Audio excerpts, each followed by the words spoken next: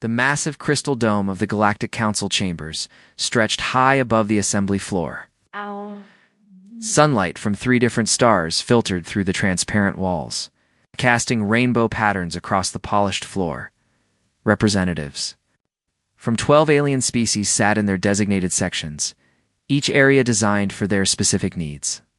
Captain Jake Morrison adjusted his dark blue uniform as he walked beside Commander Lisa Grant toward the human section. Their footsteps echoed in the vast space. Around them, aliens of all shapes and sizes moved with the confidence of beings who belonged here. Jake felt like an outsider, and he knew that feeling was not entirely wrong. The Zephyrians dominated the center of the chamber. Their tall, thin bodies were almost see-through with pale blue skin that seemed to glow from within. They moved gracefully, as if floating rather than walking. Jake had learned that they considered themselves the most advanced species in the galaxy. To the left sat the Kavari, looking like giant insects with their 6 arms and hard shells that clicked when they moved. Their compound eyes never seemed to focus on any one thing, always scanning. Jake found them unsettling, but Lisa had warned him not to stare. The Lumineth were the strangest of all.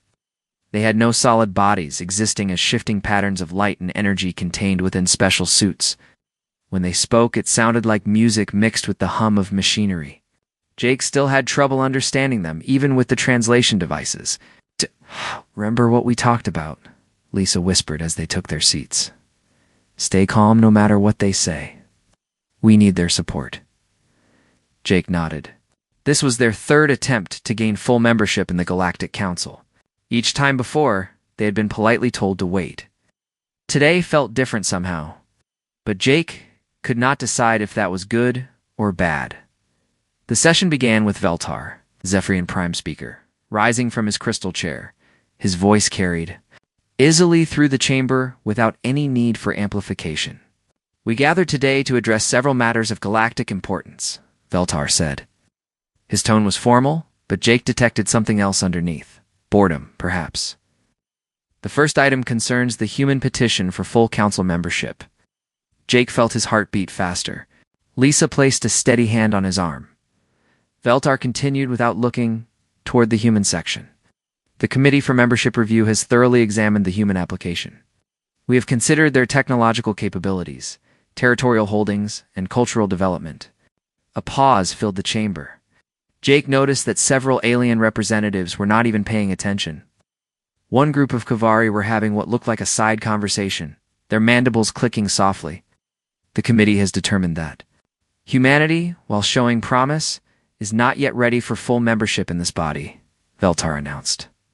The words hit Jake like a physical blow. He started to stand, but Lisa's grip on his arm tightened.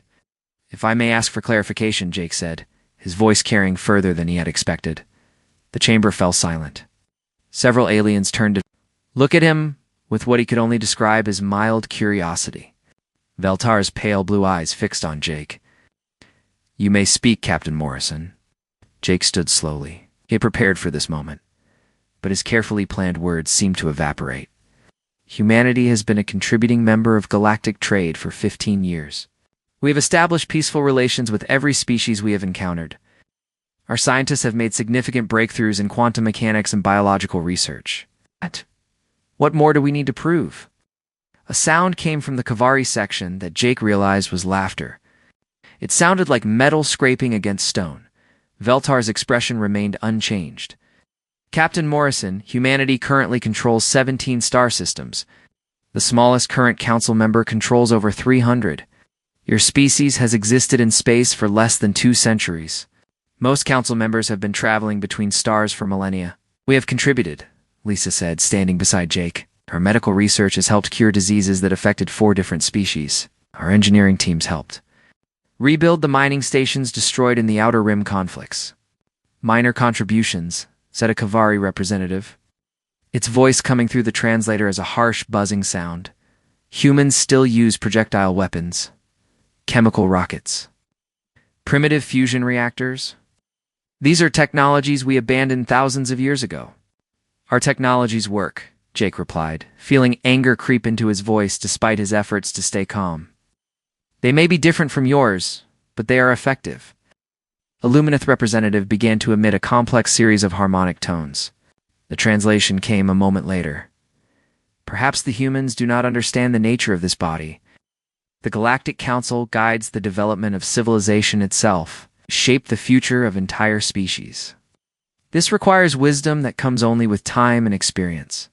How can we gain that experience if you will not give us the chance? Lisa asked. Veltar raised one long, thin hand. The Council recognizes humanity's enthusiasm.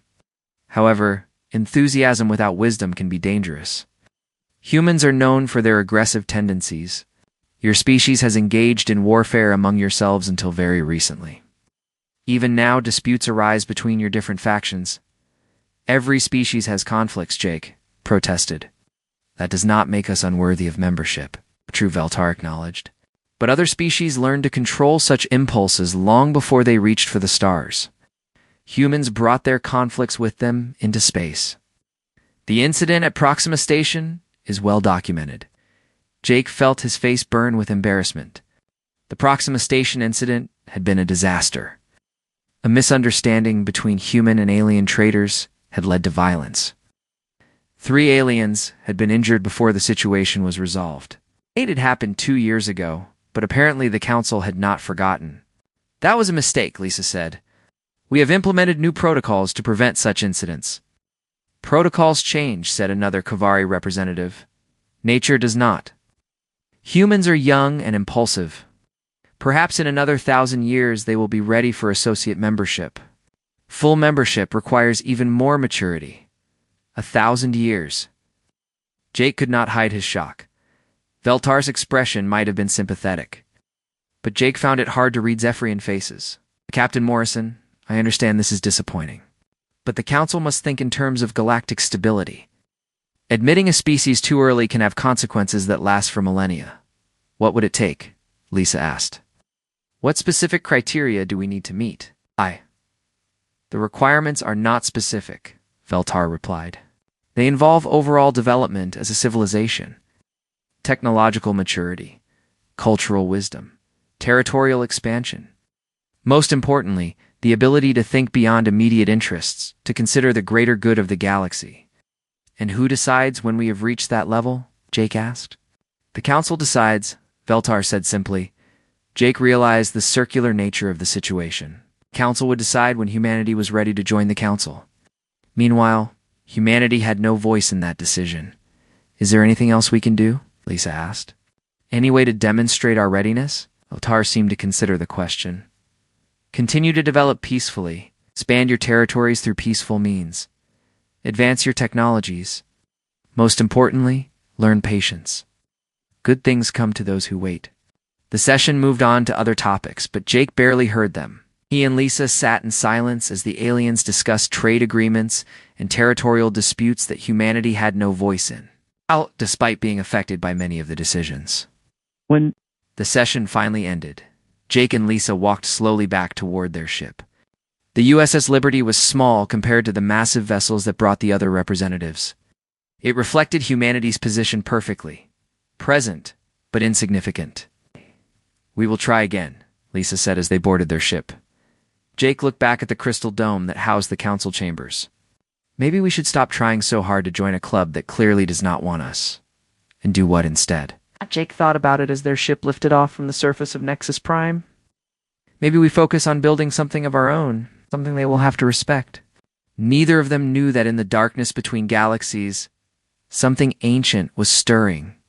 Something that would soon make the Council's attitude toward humanity seem like the least of their problems. Dr. Alina Rodriguez stared at the data streaming across her monitor screens. The numbers made no sense. After checking the sensors 3 times, she had to accept what she was seeing. Something massive was moving in the empty space between galaxies. The research ship New Horizon drifted silently through the void at the edge of known space. Alina and her team had been studying cosmic radiation patterns for 6 months. It was boring work, but someone had to map the unknown regions. She never expected to find anything like this. Computer, run analysis pattern 7 again, Alina said. To the ship's artificial intelligence, analysis complete, the computer responded in its calm voice. Energy signatures show 93% probability of artificial origin. Estimated size of source objects ranges from 5 to 15 kilometers in diameter. Alina felt a chill run down her spine. Objects that large moving through deep space meant only one thing: ships. Hundreds of them. She opened a communication channel to the bridge. "Captain, you need to see this immediately." Captain Roy Davis arrived in the laboratory within minutes. He was a practical man who had spent most of his career hauling cargo between human colonies. Scientific missions were new to him, but he understood danger when he saw it. "What do you have, Doctor?" Roy asked. Alina pointed to the main display screen. "These energy readings started appearing 2 days ago. At first I thought it was equipment, malfunction, but the patterns are too consistent. Something big is coming out of dark space." "How big are we talking?" "Conservative estimate. Several hundred ships, each the size of a small moon." Roy leaned forward to study the data. Who they belong to. Alina pulled up another screen showing historical records. "I have been comparing the energy signatures to everything in our databases. There are partial matches to some very old council records. Legends, really. Stories about something called the Devourers. Never heard of them. Most people have not. According to the oldest archives, they were a species that consumed entire civilizations before disappearing millions of years ago. The council dismissed these stories as myths created by primitive cultures. Roy studied the energy patterns. Its expression grew more serious with each passing moment. How long before they reach populated space? Based on current trajectory and speed, they will hit the Outer Rim colonies in approximately 6 weeks. Need to warn everyone. Send a priority message to Earth immediately." Alina began preparing the data transmission. "Captain, there is something else. The first projected target appears to be Kepler's dream." Roy's face went pale. Kepler's dream was a beautiful garden world with 12 million human colonists. His daughter lived there with her family. "Send the message now," he ordered. The transmission reached Earth's orbital defense platform 18 hours later. Admiral Roy Campbell read Alina's report 3 times before calling an emergency meeting of the Human Defense Council. The council chamber was smaller than the Galactic Council's Grand Hall, but it felt more real to the Admiral. These were people who understood that actions had consequences. They did not waste time on empty ceremonies. "Ladies and gentlemen," Admiral Campbell began, "we may be facing the greatest threat in human history." He displayed Alina's data on the main screen. The assembled military leaders and scientists studied the information with growing alarm. "What do we know about these Devourers?" asked General Stone, commander of the Colonial Defense Forces. "Very little," Campbell admitted. "Most of what we have comes from old council legends. They supposedly consumed entire worlds, converting the populations into something else. Then they disappeared. Why are they coming back now?" asked Dr. Nash. "The chief military scientist? We do not know. But their trajectory takes them directly through human space before reaching council territories." Campbell opened a communication channel to the Galactic Council. Getting through to Veltar required going through several layers of bureaucracy. When the Zephyrian Prime speaker finally appeared on screen, he looked annoyed. "Admiral Campbell, I hope this interruption is important. The council is in session, discussing trade regulations." Prime speaker, "We have detected a massive fleet approaching from dark space. Our scientists believe these may be the Devourers mentioned in your oldest records." Veltar's expression changed from annoyance to condescension. "Admiral, the Council is aware of humanity's tendency toward alarmist interpretations of sensor data. The Devourers are mythology, not history. With respect, sir, our data is solid. Hundreds of large objects are moving toward populated space. The first targets will be human colonies. Have you considered that your primitive sensors might be misinterpreting natural phenomena? Asteroid fields, perhaps? Or cosmic debris?" Campbell felt his patience wearing thin. "Prime Speaker, we are transmitting our full sensor data. Strongly urge you to have your scientists review it. We will examine your data when time permits," Veltar replied. However, the Council cannot base policy on unconfirmed reports from a single source, especially when that source has a documented history of overreacting to minor situations. The communication ended abruptly. Campbell stared at the blank screen for several seconds. "Well, that went about as expected," General Stone said dryly. "What do we do now?" asked Dr. Nash. "We prepare for the worst," Campbell replied. Alert all colonies in the projected path. Begin evacuation of non-essential personnel and get our fleet ready for combat. Sir, said Captain Johnson, our entire fleet consists of 43 ships. If Dr. Rodriguez is right about the enemy numbers, we are vastly outnumbered. Then we will have to be smarter than they are, Campbell said. It would not be the first time humanity has faced impossible odds. 3 weeks later, the first Devourer scouts appeared at the edge of the Kepler system. Captain Amy Johnson commanded the patrol ship Star Runner on routine border duty when her sensors detected the incoming objects. What she saw through the ship's viewports made her blood freeze. The Devourer ships looked like a horrible mixture of metal and living tissue. They pulsed with internal light, and strange growths covered their surfaces like infected wounds. All ships, this is Star Runner Amy, broadcast on the emergency frequency. We have visual contact with unknown vessels. They do not match any known designs. The lead Devourer ship was massive, easily 10 times the size of Amy's patrol vessel. As she watched, it began to change shape, extending tentacle-like appendages toward the planet below. Star Runner to Kepler Control, begin immediate evacuation. I repeat, begin immediate evacuation. Amy watched in horror as the Devourer ship made contact with Kepler's Dream. The beautiful blue and green world began to change color, turning a sickly gray-brown. The transformation spread like an infection across the planet's surface. My God, whispered her navigation officer. What are they doing? They are consuming it, Amy realized. Entire planet. More Devourer ships arrived by the hour. Amy's small patrol vessel was helpless against them, but she stayed long enough to record everything. The human colonies sent out desperate distress calls that went unanswered. The Devourers worked with terrifying efficiency, converting not just the planet but the people as well. Amy saw human refugees trying to escape in small ships. Most never made it to space. Those that did were quickly captured by smaller Devourer vessels. Through her ship's telescopes, Amy watched in horror as the captured humans were taken aboard the alien ships. Hours later, they emerged, changed. Their bodies had been altered, turned into something that was no longer quite human.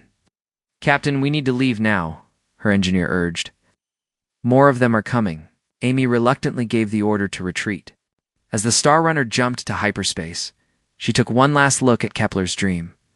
The world that had been home to 12 million people was now a gray, lifeless husk covered in strange biomechanical structures. The footage Amy brought back reached Admiral Campbell within hours. He watched the recording in stunned silence, then immediately tried to contact the Galactic Council again. This time, he could not even get through to a minor aide. A recorded message informed him that the Council had voted to temporarily suspend all communications with humanity until they learned proper diplomatic protocol. Campbell turned off the communication system and looked out at the stars. Somewhere, out there, an ancient nightmare had returned to claim the galaxy. The species that could have helped fight it had chosen to ignore the threat. Humanity would have to face the Devourers alone. The fortress world of New Gibraltar shook as another Devourer bombardment hit the outer defenses. General Patricia Stone watched the battle displays from the underground command center, her face grim as red warning lights flashed across the tactical screens. In 2 weeks, 14 human colonies had fallen to the advancing swarm. Each world followed the same terrible pattern. The Devourers would arrive, consume everything living, then convert the planet into a breeding ground for more of their kind. The speed of their advance was terrifying. General, we have another problem, reported Colonel Clark from the communications station. The Mars Defense Fleet is requesting permission to fall back. They say their current position is hopeless.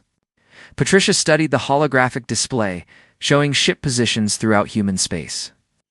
Red markers indicated Devourer forces. Blue showed human defenders. The red was spreading like spilled blood across the map. Tell them to hold position, she ordered. Every hour they delay, the enemy saves more civilian lives. Yes, ma'am. Patricia knew she was asking those crews to die. The human fleet had 43 ships when this started. Now they were down to 31. Each engagement with the Devourers resulted in losses, and humanity had no way to replace their ships quickly. The door to the command center opened. Lieutenant Commander Chris Parker entered. He was young for his rank, barely 30 years old, but he had earned his position through brilliant tactical thinking. Patricia hoped he had another miracle for her. "General, I may have found something," Chris said, approaching her station. "Our conventional tactics are not working because we are fighting them like a normal enemy. But these things are not normal." Explain. Chris activated a portable display unit. "Look at these battle recordings from the new Tokyo engagement. Every time we hit them with energy weapons, they adapt within minutes. Their ships literally change to resist our attacks. But notice what happens here." Pointed to a section of the recording where a damaged human ship had detonated its nuclear reactor. The explosion was crude compared to the advanced energy weapons other species used, but the effect on nearby Devourer ships was dramatic. The radiation and electromagnetic pulse disrupted their biomechanical systems, Chris continued. They could not adapt fast enough to counter it. "Nuclear weapons," Patricia said slowly. "You want to use nuclear weapons against them? Not just use them. Use them in ways no other species would think of. We still have 300 nuclear warheads in storage. Other civilizations abandoned such weapons thousands of years ago, calling them primitive. But maybe primitive is exactly what we need." Patricia considered the proposal. Nuclear weapons were indeed considered crude by galactic standards. The radiation and fallout made them unsuitable for most military purposes in space. Clean energy. Weapons were far more precise and effective against conventional targets. "What exactly are you proposing?" she asked. "Hit-and-run attacks using nuclear mines. We plant them throughout Devourer formations, then detonate them simultaneously. The radiation should scramble their biological components while the electromagnetic pulse disrupts their communications. That is incredibly dangerous. Our ships would have to get close enough to deploy the mines manually, yes ma'am. But it might be our only chance." Patricia looked at the tactical display again. The red markers were getting closer to Earth with each passing hour. Conventional tactics were clearly failing. Maybe it was time to try something unconventional. "How many ships would you need?" 12 fast attack vessels. We modify them to carry nuclear mines instead of normal weapons. Get in close, deploy the mines, then get out before detonation. "You realize this is essentially a suicide mission?" Chris nodded grimly. Better than watching humanity get consumed one world at a time, Patricia made her decision. "Do it. Prepare 12 ships for nuclear mine deployment. Target the main Devourer fleet approaching the Hadrian system." 3 days later, Chris led his small fleet toward the Hadrian's Gate Nebula, where the largest Devourer force was gathering. His ship, the Defiant, had been stripped of almost everything except engines and nuclear mines. The other 11 vessels, in his squadron, were similarly modified. "Remember, we go in fast and quiet," Chris broadcast to his pilots. "Deploy your mines, then retreat to minimum safe distance. Do not try to be heroes. We need everyone to survive long enough to see if this works." The Devourer fleet was massive. Over 200 biomechanical ships clustered around what appeared to be a command vessel the size of a small space station. The alien ships pulsed with internal light, and Chris could see smaller craft moving between them like insects around a hive. "Defiant to all ships, begin approach," Chris ordered. The human vessels accelerated toward the enemy formation. Their small size and advanced stealth systems allowed them to get surprisingly close before being detected. When the first Devourer patrol ship spotted them, Chris's squadron was already deep within the enemy fleet. Now, deploy mines and scatter. Hundreds of nuclear devices dropped from the human ships like deadly seeds. Each mine was equipped with a simple timer and magnetic clamps to attach to enemy hulls. The human pilots worked with desperate efficiency, knowing they had only minutes before the Devourers responded in force. "All mines deployed," reported Captain Foster from the Vigilant, moving to safe distance. The Devourer response was swift and savage. Biomechanical fighters swarmed toward the human ships, while larger vessels began charging their weapons. But the humans had already completed their mission. "Detonation in 10 seconds, Chris announced. "All ships, maximum shields."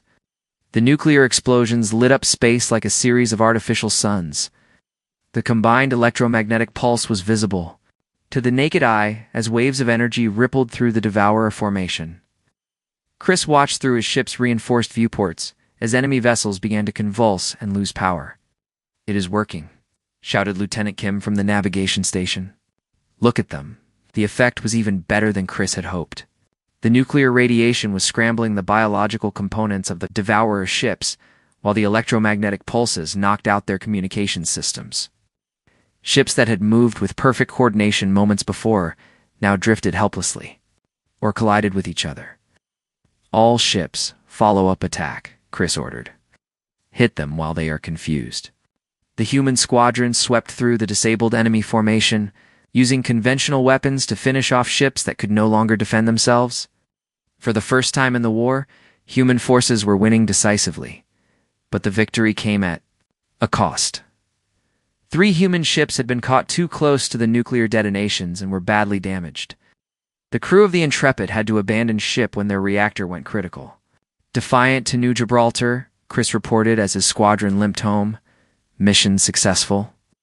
Primary enemy fleet has been neutralized. Recommend immediate deployment of nuclear mine tactics to all fronts.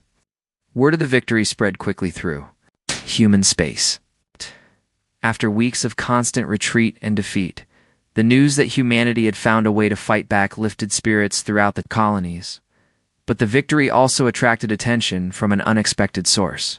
Deep in Council space, monitoring stations detected the massive nuclear explosions at Hadrian's Gate.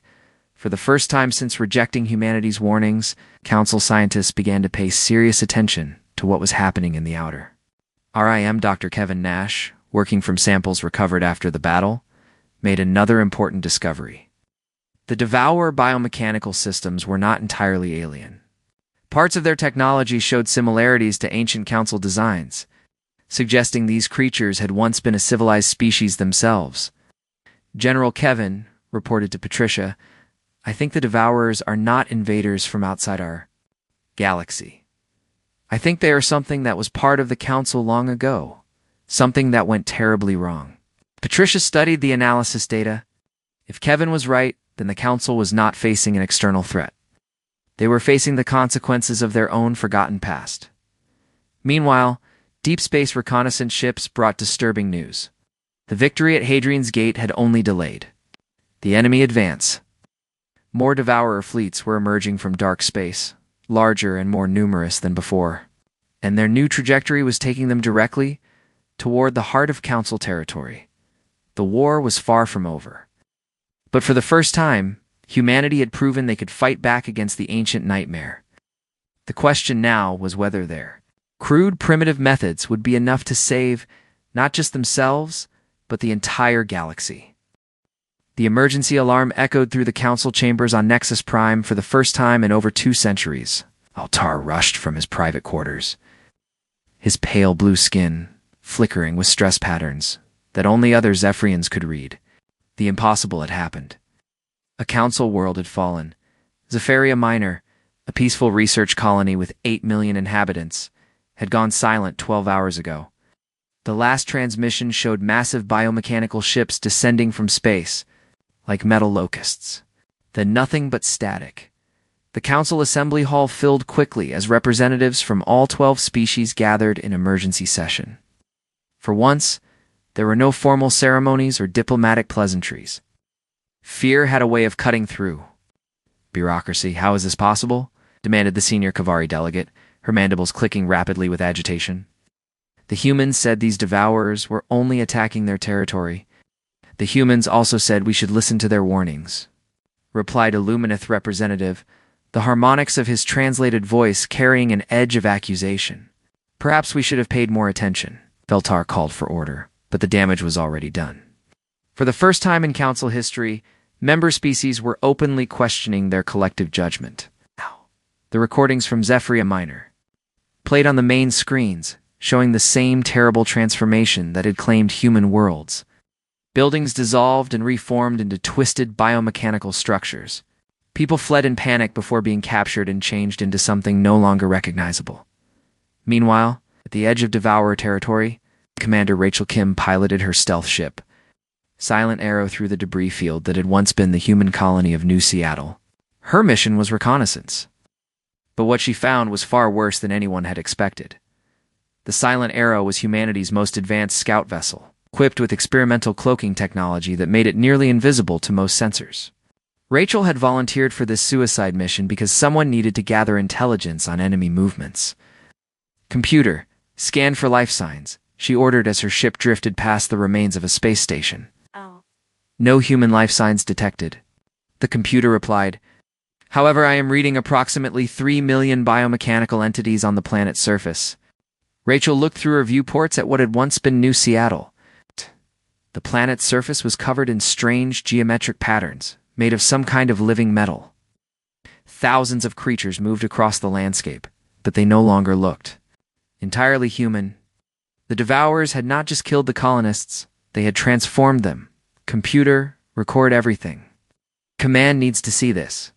As she watched, massive construction ships lifted off from the planet's surface.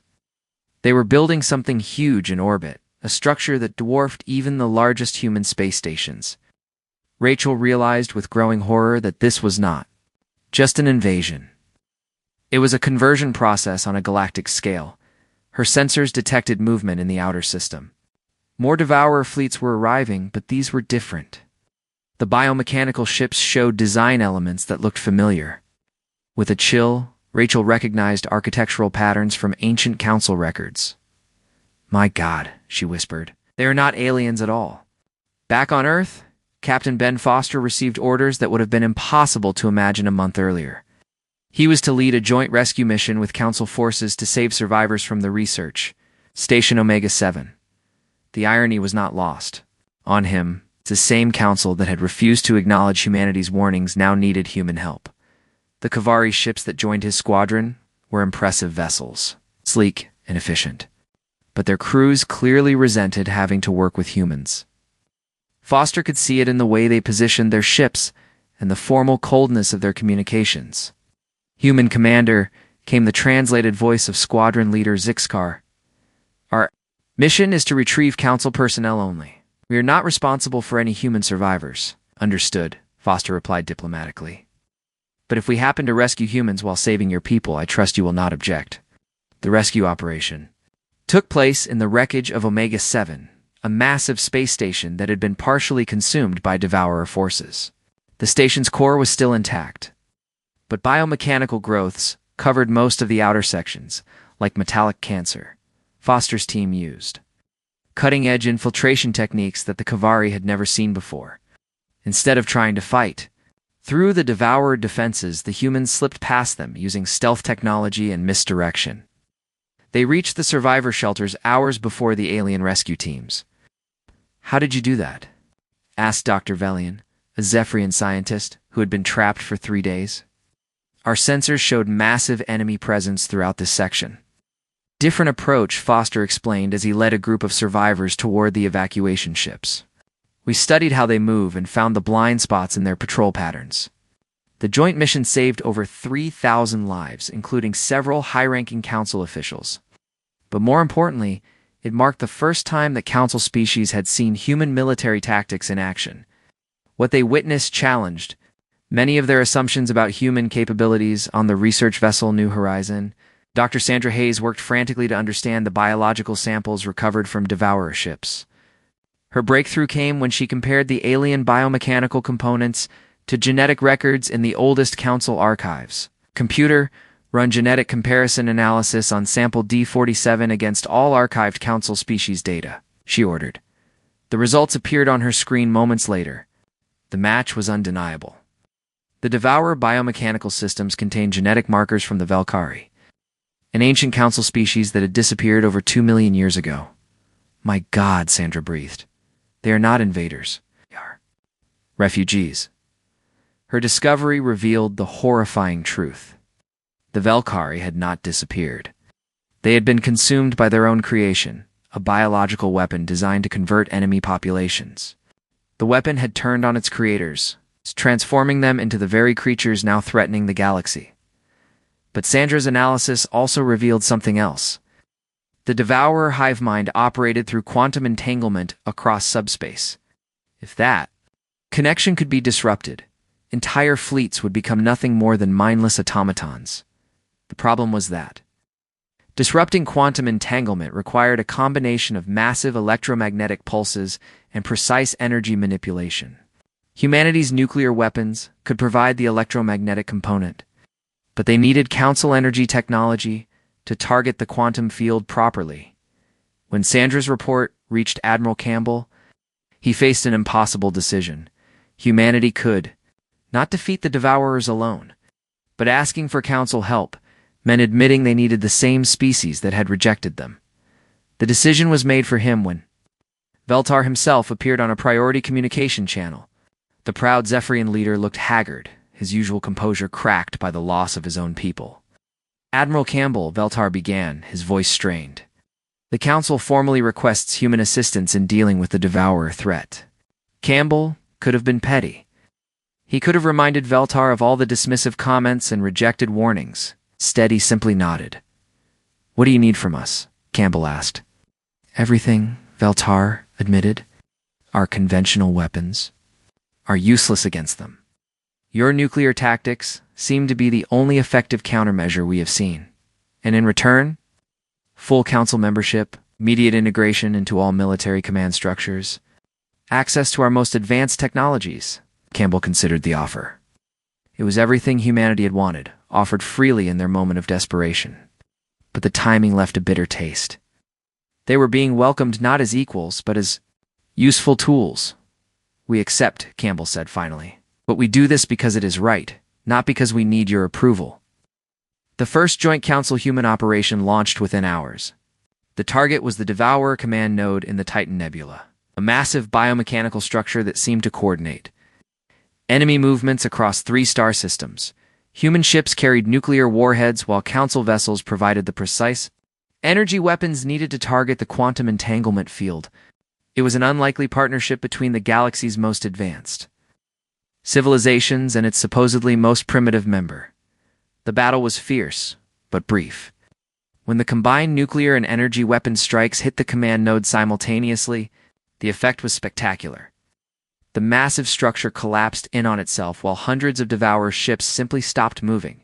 For the first time since the invasion began, the entire enemy fleet had been neutralized without a single loss of human or Council life. As the joint fleet returned to base, Campbell reflected on the irony of the situation. Humanity had finally earned the respect they had sought for so long, but it had come at the cost of a galaxy-wide catastrophe that might have been prevented if that respect had been given earlier. The largest fleet in galactic history assembled in the empty space between star systems.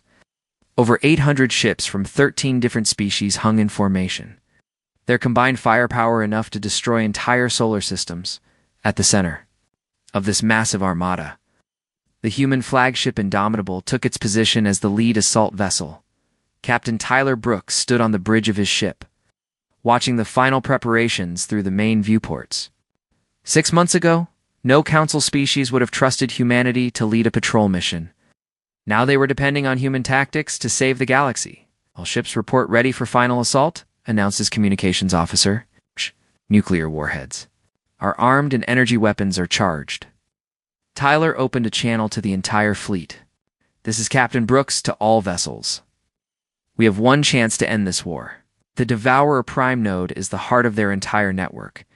Destroy it, and we break their control over every converted world in the galaxy." The Prime Node was a massive structure built around a dead star at the edge of the galaxy. According to intelligence gathered by Commander Rachel Kim, it had been growing for over 2 million years, fed by the resources of 1,000 consumed worlds. The structure was so large that it had its own gravitational field. "Beginning final approach," Tyler announced. "Remember, we hit them with everything at once. No second chances." The fleet accelerated toward the Prime Node in perfect formation. Human ships carrying nuclear weapons stayed close to Council vessels, equipped with quantum disruptors. The plan required precise timing and complete trust between species that had barely worked together before. As they drew closer to the target, the true scope of the Devourer stronghold became clear. The Prime Node was not just a space station. It was an entire artificial world, covered in biomechanical cities and defended by thousands of ships. Strange lights pulsed across its surface in patterns that hurt to look at directly. "Enemy forces incoming," reported the tactical officer. "Estimated 3,000 defending vessels. All ships engage defensive formations," Tyler ordered. "Clear us a path to the primary target." The battle that followed was unlike anything in recorded history. Energy beams and plasma bursts lit up space as the Allied fleet fought through. Waves of Devourer defenders.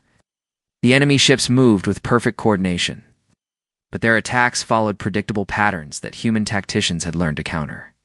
Captain Amy Johnson, now commanding the destroyer Retribution, led a squadron of fast attack ships through the enemy formation.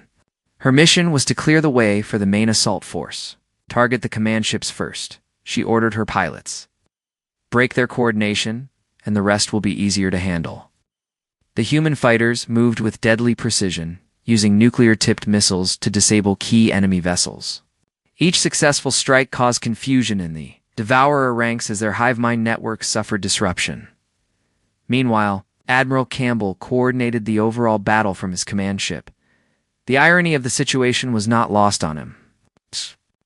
Same Council species that had dismissed human capabilities now followed his strategic direction without question. Admiral, the path to the Prime Node is clear, reported General Stone. Assault Force is ready to begin final attack run. All ships. Commence primary assault, Campbell ordered.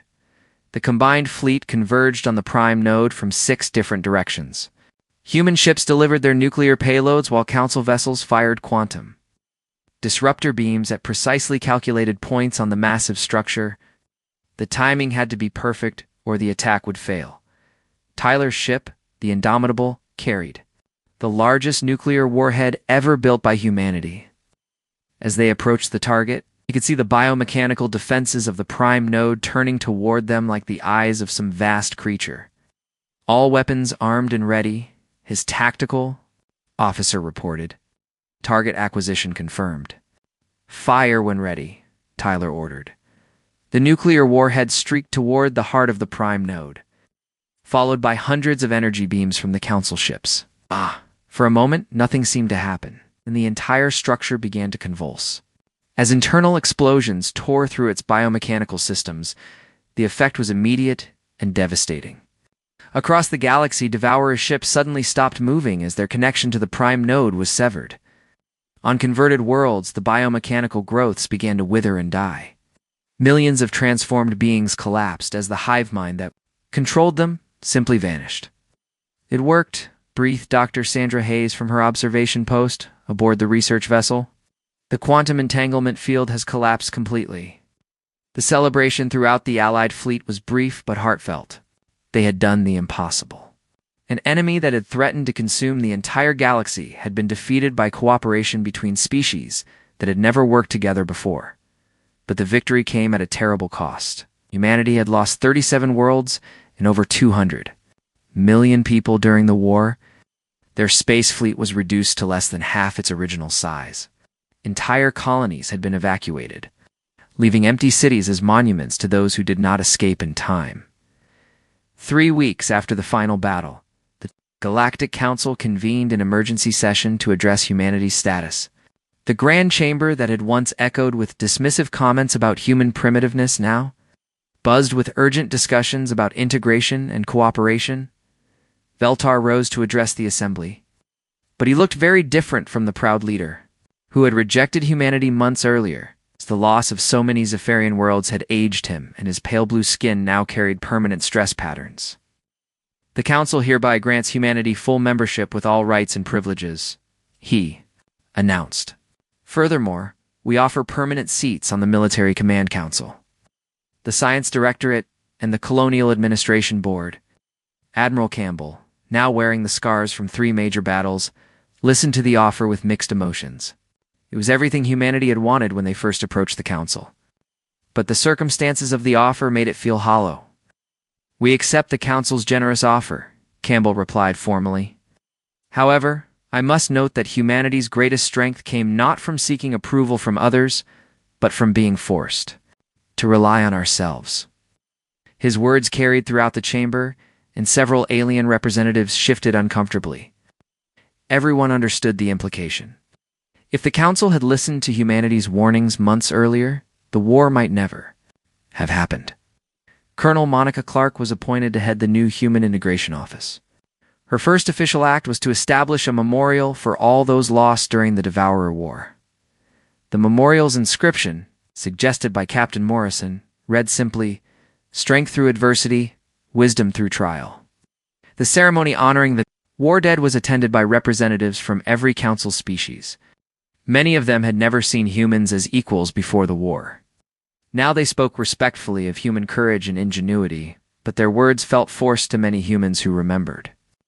The earlier dismissals, Dr. Elena Rodriguez, now Director of Galactic Xenobiology, delivered the memorial address.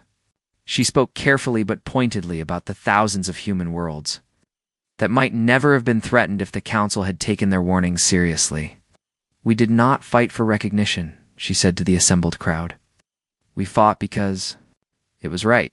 Because when faced with an enemy that threatened all life in the galaxy, we chose to stand and fight rather than run or hide." The ceremony ended with a moment of silence for all those lost in the war. As the crowd dispersed, many humans felt that their place in the galaxy had finally been secured. But the price of that security would be remembered for generations, Captain. Morrison, now promoted to Admiral, stood on the observation deck of his new flagship, looking out at the stars. His aide, a young officer, eager to please their new council allies, asked if he was satisfied with humanity's recognition. Morrison was quiet for a long moment before answering. "We did not fight for recognition. We fought because it was right. That is what makes us human." In the end, humanity had gained everything they had originally sought from the Council. They had full membership, advanced technology, and the respect of every species in the galaxy. But they had learned an important lesson in the process. True strength came not from being accepted by others, but from doing what was right regardless of whether anyone else approved. The galaxy was safe. Humanity had earned its place among the stars, but the cost of the Council's arrogance would echo. Through history, it had gotten what they needed from humanity, but perhaps too late to get what they could have had. The willing partnership of a species that might have stood with them by choice rather than necessity.